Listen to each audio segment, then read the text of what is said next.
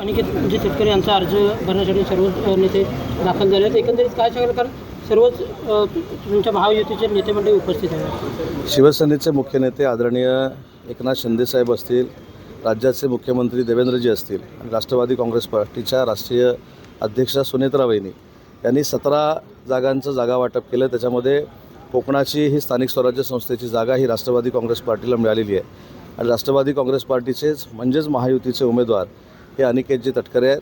आज मी, नितेशजी राणे, स्वतः तटकरे साहेब, आदितीताई, आम्ही सगळेच लोकप्रतिनिधी या फॉर्म भरण्याच्या कार्यक्रमासाठी उपस्थित होतो. आमचा विजय महायुतीचा निश्चित आहे आणि महाराष्ट्रातल्या सगळ्यात जास्त मतानं ही महायुतीची जागा आम्ही जिंकू. तर एकीकडे ही स्थिती असताना महायुतीतच कुठेतरी बंडखोरी झालेली पाहायला मिळते, कारण तुमच्याच पक्षाचे आमदार महेंद्र दळवी यांच्या कन्येने देखील अपक्ष अर्ज भरलेला आहे. नाही, अर्ज भरलेला आहे, परंतु अर्ज मागं घेण्याची तारीख ही अजून 2-3 दिवस आहे. त्याच्यामुळे महायुतीमध्ये एकामेकाच्या समोर कोण उभे राहणार नाही त्याची दक्षता आम्ही नक्की घेऊ. महेंद्र दळवी साहेबांची देखील आम्ही चर्चा करून त्यांची समजूत काढू. त्यांच्याशी काही संपर्क झाला का? नाही, संपर्क आमचा सगळ्यांचा रोजच असतो, परंतु जो आता फॉर्म भरला गेलेला आहे अपक्ष म्हणून तो मागे घेण्याच्या दृष्टीनं आम्ही सगळे मिळून त्यांच्याशी चर्चा करू. वेळ पडल्यास माननीय शिंदेसाहेब देखील त्यांच्याशी बोलतील. समीक साहेब, याच प्रश्नावर ज्यावेळेला भास्कर जाधव काही वेळापूर्वी बोलले ते म्हणाले की वैरी एकत्र आले, त्याच्यामुळे आमचा विजय आहे की आम्हाला वोटिंगचे मिळणार आहे. आधी 5 तारखेला फॉर्म टिकतो काय बघू आणि 22 तारखेला रिझल्ट नंतर विजय आमचाच आहे. कदाचित 5 तारखेला देखील होऊ शकतो. 5 तारखेला नाही झाला तर 22 तारखेला होऊ शकतो.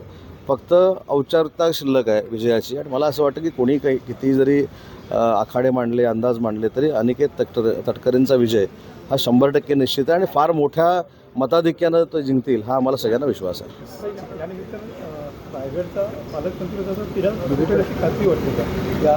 नाही, तिढा सुटण्यापेक्षा तिढा भविष्यामध्ये निर्माण होऊ नये यासाठी आम्ही सगळे पुढाकार घेणार आहोत. आधी ही निवडणूक होऊ दे आणि निवडणुकीनंतर जसा निवडणुकीचा रिझल्ट चांगला लागेल तसा महायुतीच्या प्रत्येक गोष्टीचा रिझल्ट चांगला लागलेला आपल्याला दिसेल.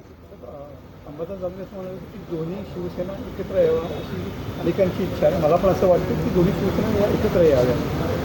हे अंबादास दानवेंचं वैयक्तिक मत असू शकतं. वंदनीय बाळासाहेबांच्या विचारानं माननीय एकनाथ शिंदेसाहेबांच्या नेतृत्वाखाली आम्ही सगळे शिवसेनेमध्ये काम करतो.